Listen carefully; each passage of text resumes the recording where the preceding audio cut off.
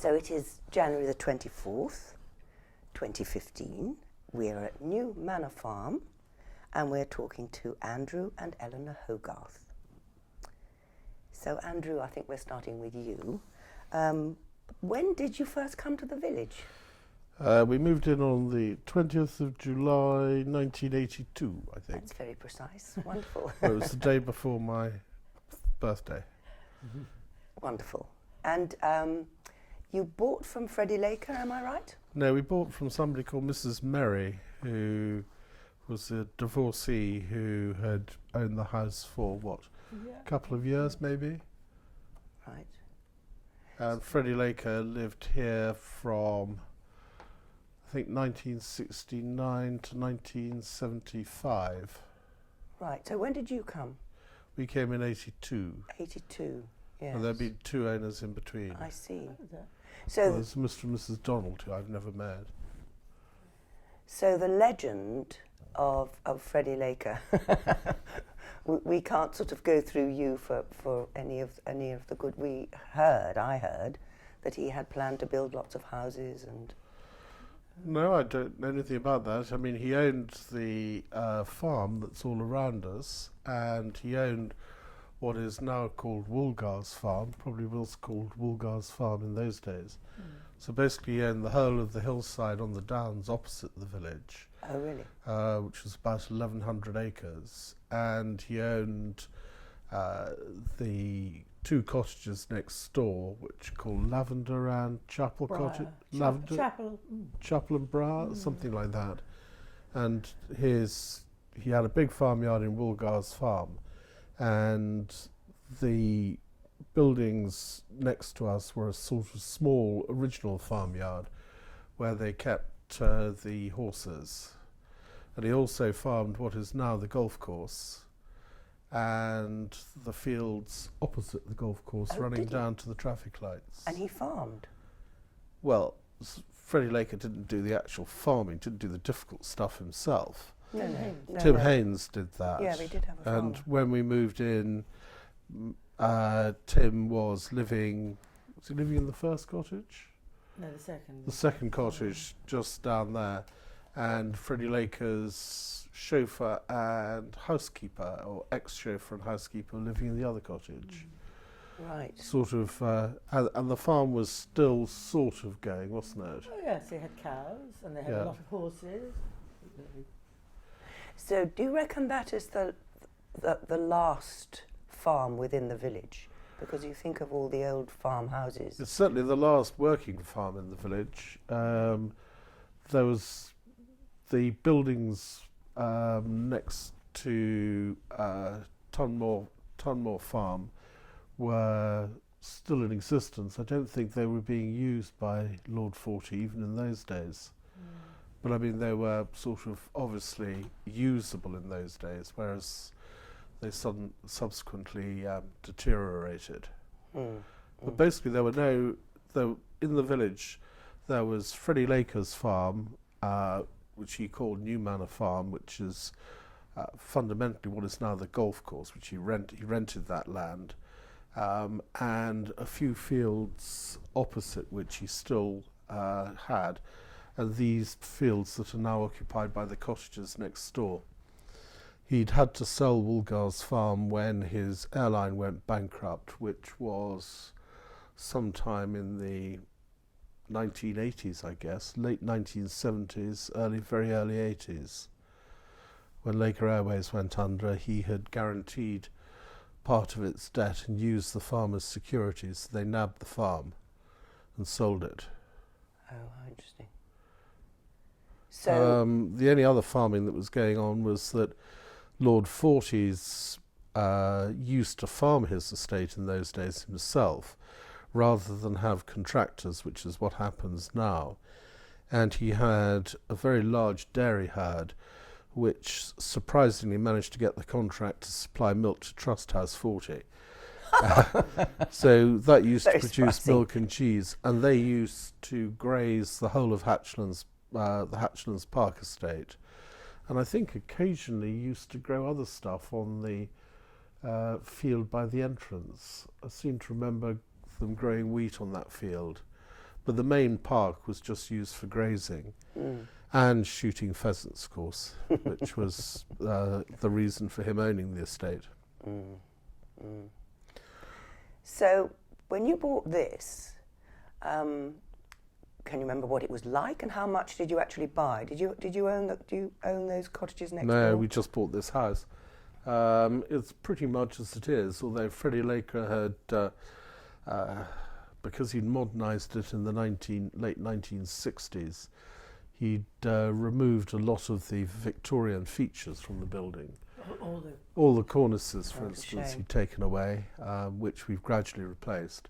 And he put in these rather odd alcoves, which we think are two tailplanes sort of stuck together, back to back. Slightly odd shape, but I mean actually quite a pleasant shape.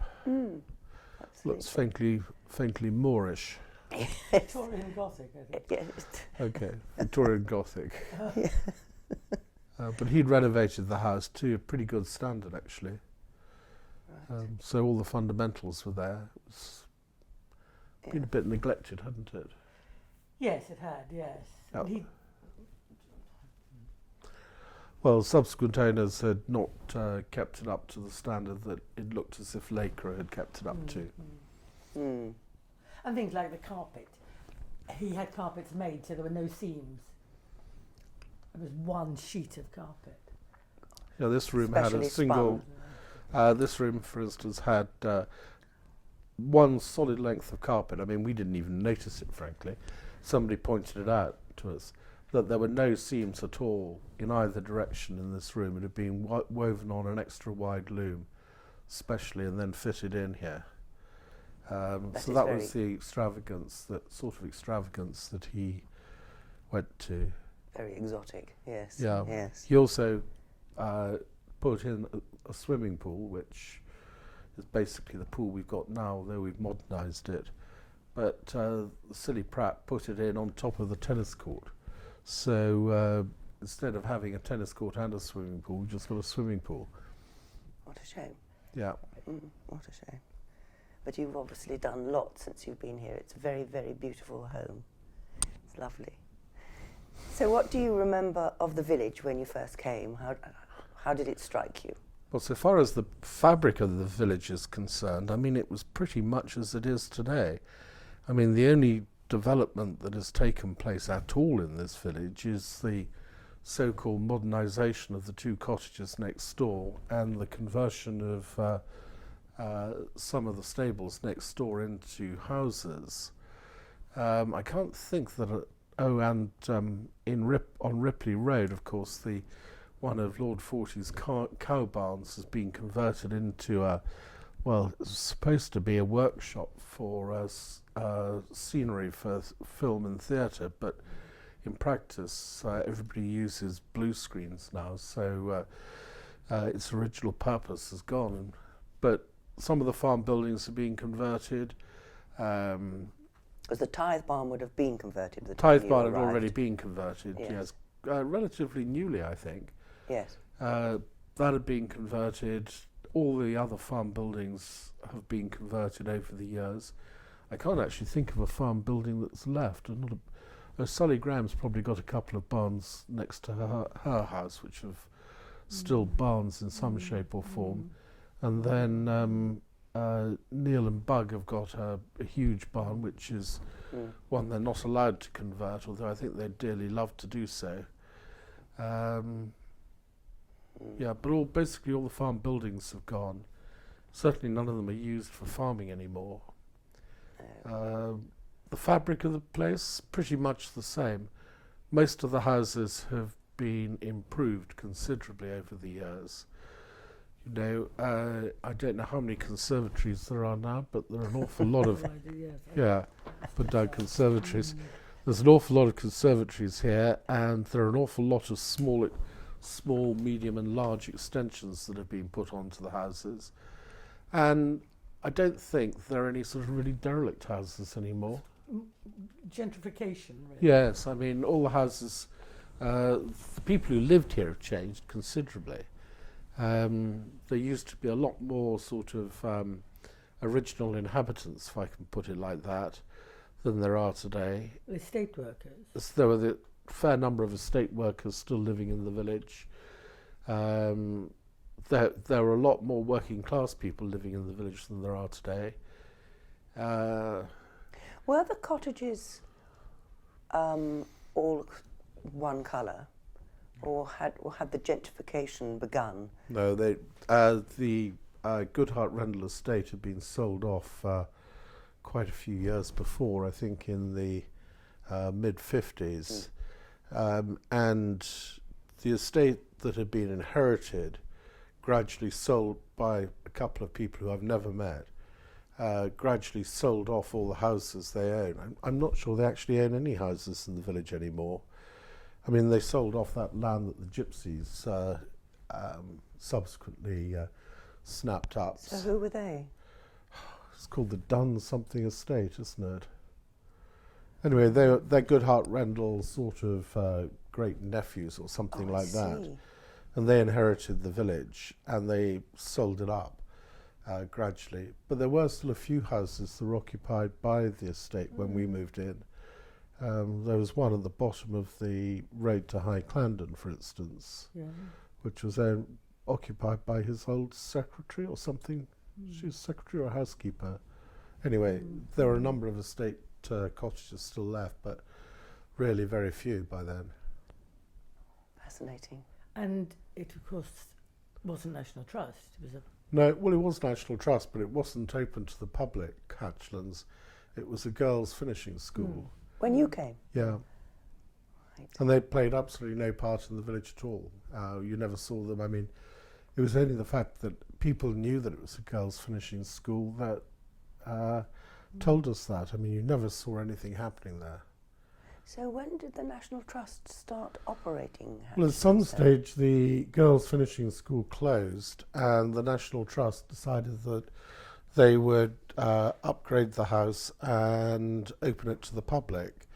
Before it had been open, I think, technically, sort of one day a year to the public, just, to keep within whatever the National Trust rules were. But there was nothing there, and they upgraded it and opened it to the public, and has gradually opened for longer and longer periods of time. Yes, and of course furnished with Alec Cobb's furniture and pictures. Well, I think not from the beginning. No, he wasn't there initially, was he? No, he's... Oh, when it first opened, he wasn't here? No, I don't think he was. He came later with his large collection of rather bad art. Sorry, cut Not that, all please. bad. Well, most of it's pretty awful. Depends how you rate Titian. Well, he hasn't got a Titian. He has. I don't think it's a Titian. He's very good on his attributions. I mean, he says he's got a picture of William Shakespeare. He has. Well, he says he has a picture of William Shakespeare, but you'll find that not many people actually agree with that. But, there it is. Anyway, but Hatchlands was empty, wasn't it, until he furnished it with his... No, it wasn't empty. It was furnished. Was it? Yes. I mean, all the main rooms were furnished, perfectly, normally with furniture in keeping with the period. Oh, right. And I suspect that's the furniture that's still there. And that what's been added to it is his collection of musical instruments, which is obviously very good. It's mostly his furnishing. Is it? Mm-hmm. Oh, okay. Well, according to the handbook. Right. I'm surprised at that, because the National Trust must have a sort of set of furniture there in which they move around from empty house to empty house. Out of the attic. Yeah. Well, I'm sure they must have huge amounts of furniture around the place. Yes. So let's think about sort of village life. Think of the festivals and things like Harvest Supper and Christmas and Easter. Have those things changed a lot over the years, or is it still very traditional, do you think? Well, it's always I don't think anything's changed so far as the festivals are concerned. No, we used to have shepherd's pie. Yes, shepherd's pie used to be what was served at the Harvest Supper. And peas, but then the Frenchman Thierry added garlic once. Yes. And some of the old ladies complained, so that was it. No more shepherd's pie. We then went to something safer, which is sort of basically sliced ham, because they couldn't complain about that. 'Twas ever thus. I mean, there used to be more produce than the Harvest Festival. I mean, today, apart from, do we bring down some quinces? Marrows, yeah. Marrows, a few other sort of bits and pieces. There used to be a lot of stuff produced. I think that many more people used to actually grow their own vegetables than do today. I mean, you don't see very many people. There's that chap in Back Lane grows his own vegetables. You can't help noticing. Jim, is it? Yes. Is it Jim who grows the Yes, vegetables? Jim does. Next to the... Or is it the one next door? Next Anyway, to the Evans, yes, Jim does. Jim grows his own vegetables, but there's basically nobody has a sort of large vegetable garden anymore. Can't think of any. The charities don't want fresh veg now. No. You don't. And you don't have a flower and produce show. Have you ever had one of those? Well, there used to be one in West Clarendon, which we went to once, I think. But I mean, it was, sort of a large tent next to the British Legion. I don't think there's ever been one in East Clarendon during our time here. What about things like Lent lunches? I'm told that they used to be quite big, but you weren't Well, involved. I've never been to a Lent lunch, I I'm don't afraid. think- We probably haven't. Yeah. I've been. I What say about that I worked during one. Yeah. What about the church? Changes in the church? Can you remember any of the priests? Yeah, well, Jeremy was just arrived when we arrived, Oh, right. more or less at the same time. Yes. And was more or less the same age as us. Yes, we see them a lot. So we still see them quite a lot. And he was here for, 7 years, 8 years? Something like that. Can't think who was before him. Well, nobody that before we us, know. I think. Before us, yes. And was the church reasonably full at that time on Sundays? No, fuller, but not very full. I mean, there were a couple of the elderly villagers used to come, particularly those from St Thomas's Drive. The elderly ladies from St Thomas's Drive, there were 3 or 4 of them, weren't there? Mrs May, Mrs Weston, can't think who else. And the children used to sing in the choir. So you must Oh, sing yes. these things. The children used to sing in the choir. In the Did your boys? Yes. Oh, lovely.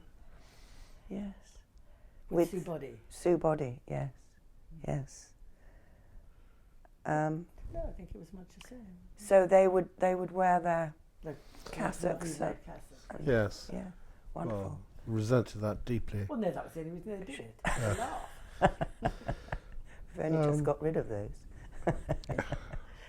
Yeah, I mean, the fabric of the church wasn't in as good a state as it is today. It's much better today. Thanks I mean, to Frost. it just needed painting since we moved into the village, and it's gradually got more and more in need of painting, and that's now been done. Yeah. And the roof and everything else have been dealt with, and there's proper lighting in there and everything. And we have it's your curtain over the south door, I'd forgotten that. Yes. which is a great improvement on the one before. Yeah. Yeah, I mean, the church was fuller, but it's never been full. I mean, perhaps at Christmas Eve and Easter, it was pretty much completely full, whereas today it's not quite as full, even in those big services. Yeah, but I mean, I think that's sort of typical of every parish in rural England, Precisely, really. yes. What about the fete? Do you remember the village fete? Yes, the village fete used to be an old manor farm, and it was when Robin and Carol Brayley lived there in 1982, and for some years after that. It was, well, fundamentally the same as today, but a little more sort of rustic, if I can put it like that. It was, well, for a start, the farmer used to bring one of his horses, didn't he? He used to have a little pony of some sort, maybe a Shetland or a Dartmoor pony. Anyway, he had a sort of pony that the children could ride, and he and his daughter used to come. He and his daughter used to turn up with a couple of horses and take the children for a sort of a walk, very small children, for a walk around the fields. Very And popular, I'm sure.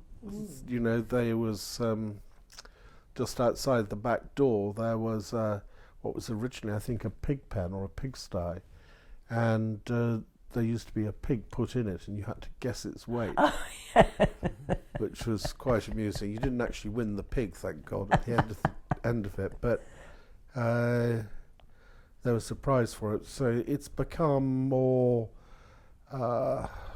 middle-class suburban than it was, I think, the fete, really.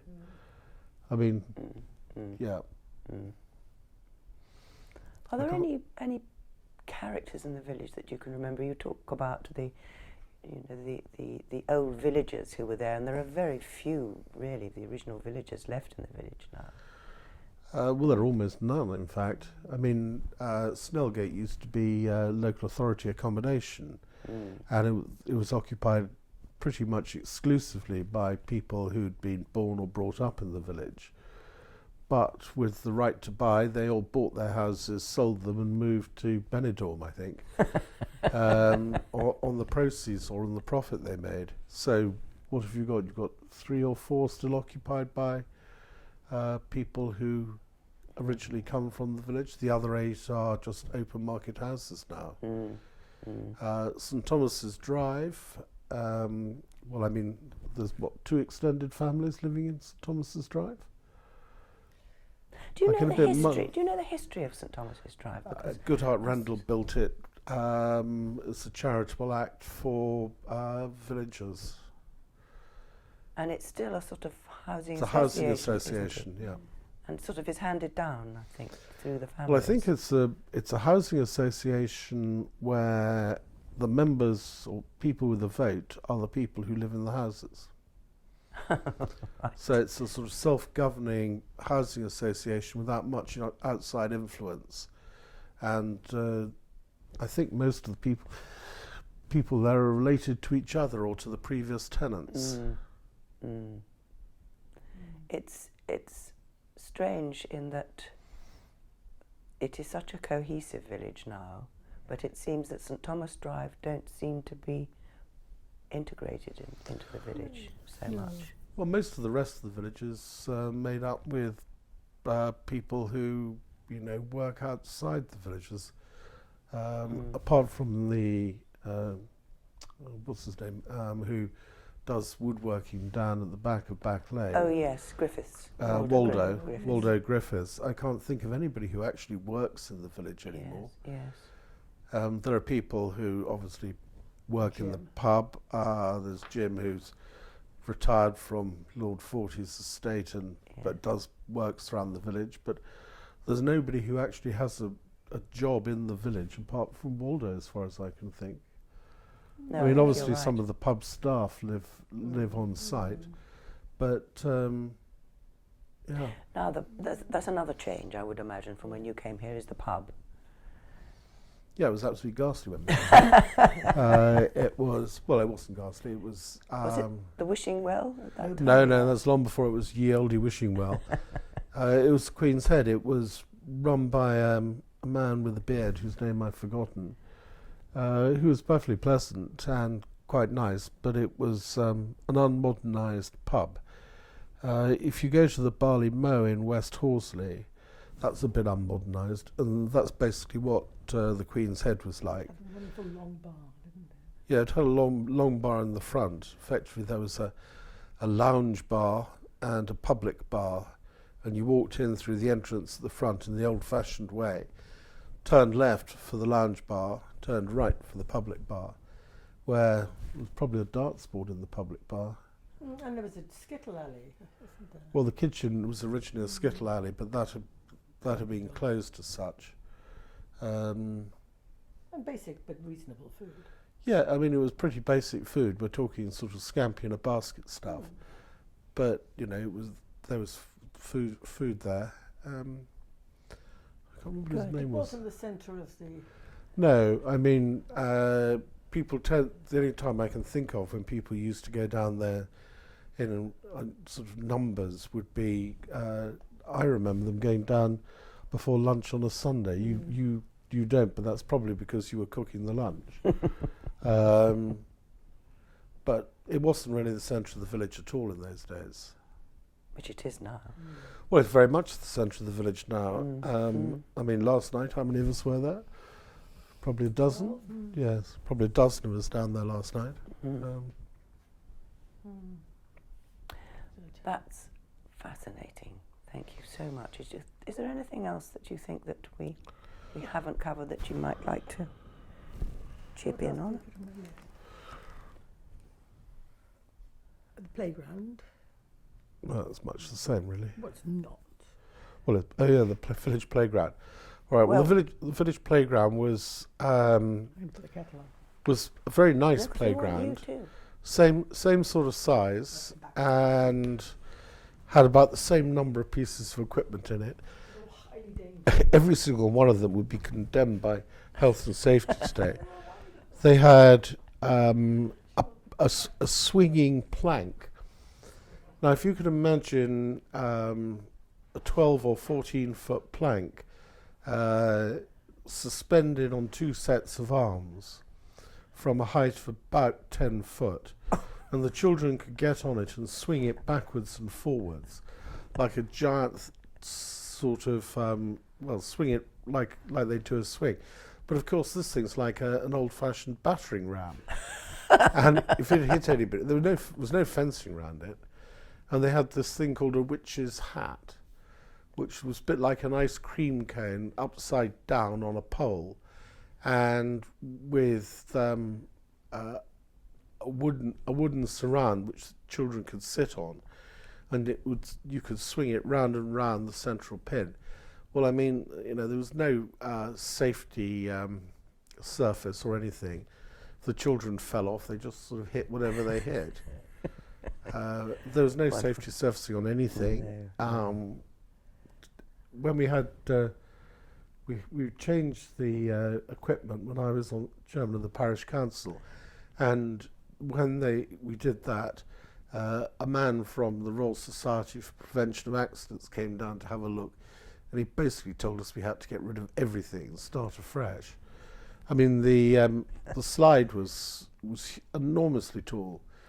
You got a most fantastic view of Hatchlands Park from the top of it, but it must have been 10 foot off the ground. Not ideal for a small child, and there was no form of safety box around the top of it. It's just a ladder going up and then a chute going down. Because yes, you were chairman of the council. How long did you do that for? For about 10 years. 10 years, did you? Yeah. And how did you do that? Because, I mean, how much time do you spend down here and how much in London? Well, in those days, I didn't really spend any time in London. We didn't have a flat in town. Oh, did you not? No, not in those days. I can't remember when I was chairman. It was sort of maybe 90 to 2000, something like that. Right. And so then you commuted to town, did you? Yeah. Oh, right. I mean, that's another thing that's changed in the village, the number of commuters. There are many more commuters now than there ever used to be. Do you commute, Ian? I can't remember. No, retired now. Retired. Right, but if you ignore the retirees, there are a lot of commuters in the village now, more than there used to be, I think. Really? There are a lot more professional people in the village than there used to be. There are a lot more university graduates in the village than there used to be. I mean, there must be about 10 or 12 Oxbridge graduates in this village. Are there really? Well, there's an awful lot. You can't Roger and work. Leslie Nichols, myself, James Culmer, I forget the name Graham of the- Leach. Graham Leach, that very nice consultant at Great Ormond Street from over the road. Gosh, and I mean there are a lot of the children are Oxbridge graduates as well. There's two here. There's Bug and Neil's Jack. son, Jack. Yeah. I can't remember what Sibylla's son is called. But there's Alexander. Alexander. There's Alexander, the Nichols' daughter. Yes, Pippa. Pippa. I mean, there are lots. Lots. I And mean, a lot this in West is- as well. Yeah, I mean, this is, demographically, this is very unusual to have such a high percentage. I mean, nationally, the average is something like 0.5% or 0.25%, whereas in this village, it's massively above that. And the number of university graduates must be, pretty much at its maximum possible. So that's changed a lot. So I said nobody works in the village anymore. Everybody works, well, there are some who work in Guildford, I know. There's a couple of young solicitors down in Snellgate who work in Guildford, and there are some who work in Guildford, but basically most of them work in London or commute sort of fair distance. Yes. Wonderful, Andrew. Thank you so much. That's really, really interesting.